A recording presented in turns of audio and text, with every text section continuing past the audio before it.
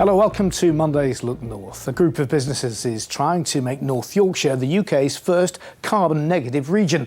That's going one step further than carbon neutral. It means taking more carbon dioxide out of the atmosphere than you put in, which will help to tackle climate change. Dave Edwards takes up the story.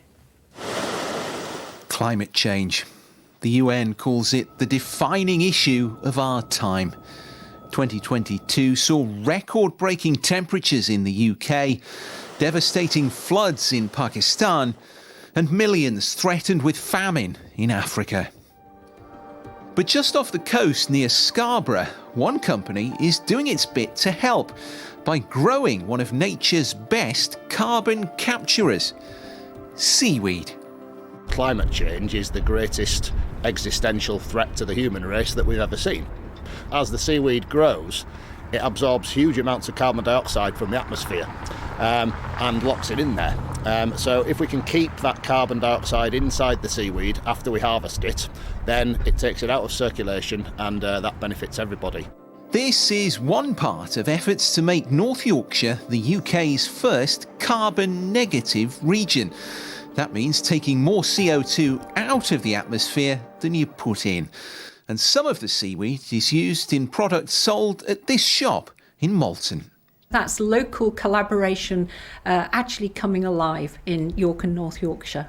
We hand make, using low energy consumption and zero waste processes, soaps, creams, balms and personal care products. They contain all natural ingredients, all sourced from nature. And they say their products have saved more than 300,000 plastic bottles from going to landfill in a year. And if more businesses can do this kind of thing, then carbon negative is possible. According to the people behind the plans, a public-private partnership called Bio Yorkshire, aiming to help turn the tide on climate change. Dave Edwards, BBC Look North. Some bus, tram and rail fares in South Yorkshire are increasing by nearly 10% today. The £2 single bus fare cap introduced by local leaders last year will stay, but many other tickets are going up. Supertram fares will rise by 8%. Shovelmaster, which represents the county's public transport operators, blames it on above-cost increases. But the South Yorkshire Mayor says he's disappointed and frustrated by the decision.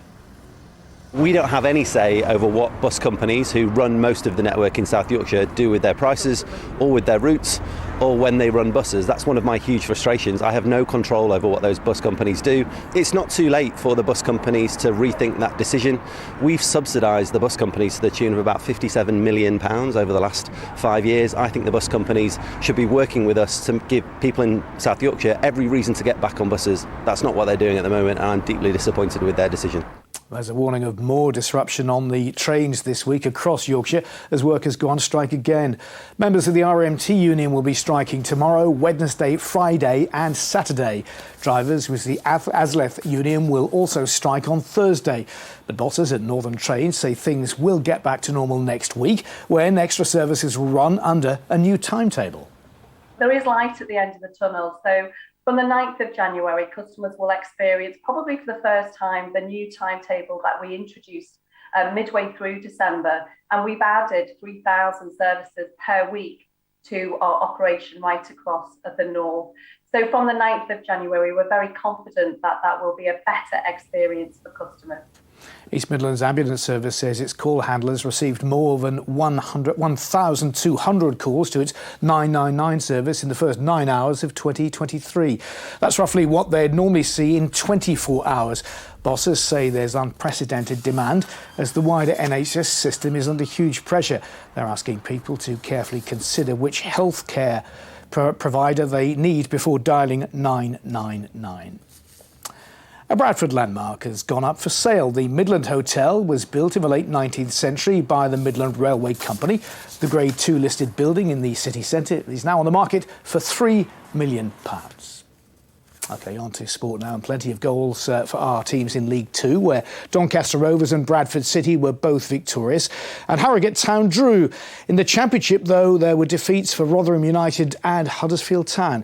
With a look at the action, here's Mark Hansel. Huddersfield Town were looking to make it 3 straight wins and led midway through the first half against Luton when Dwayne Holmes fired in. But Town conceded just before the break and again late on. Huddersfield stay in the relegation zone, 2 points from safety. 1 place and 1 point above the relegation zone are Rotherham United, who were thumped 3-0 by Millwall.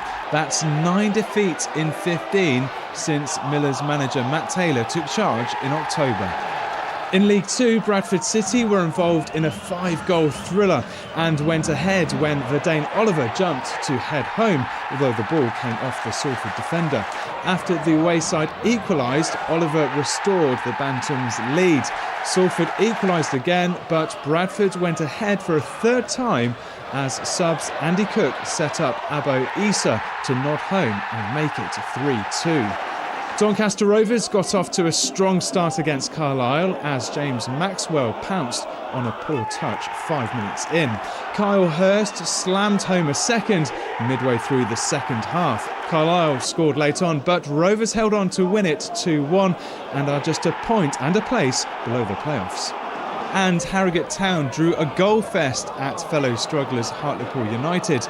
Town took the lead 4 minutes in through Alex Patterson. Hartlepool then scored twice either side of half-time.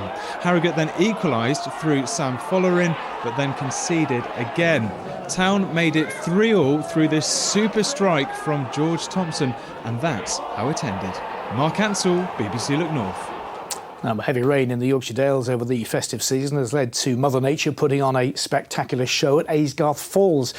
Visitors have been watching as thousands of gallons of water carved out by the River Ure cascade over the broad limestone steps, which are divided into 3 stages, the upper force, middle force and lower force.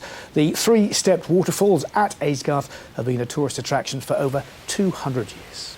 Quite a spectacular sight, and I fear there's more rain on the way. With the details, here's Paul Mooney. Good evening. After a fine, dry but chilly day today, things set to change over the next few days. Some pretty unsettled, wet and windy weather at times as we head through the rest of the week. The little ridge of high pressure that brought us today's dry weather has been pushed away by these Atlantic fronts. Low pressure dominating over the next few days. Lots of lines on the chart, some windy weather, and as you can see, some wet weather coming in from the west at times as well. Won't be wet this evening though. It's dry, clear and cold again through the evening and early part of the night. Clear skies, light winds, a fairly widespread frost again, although later in the night the breeze will pick up as the cloud starts to thicken up from the west, but temporarily temperatures down to around -2 Celsius. The numbers recovering late in the night though.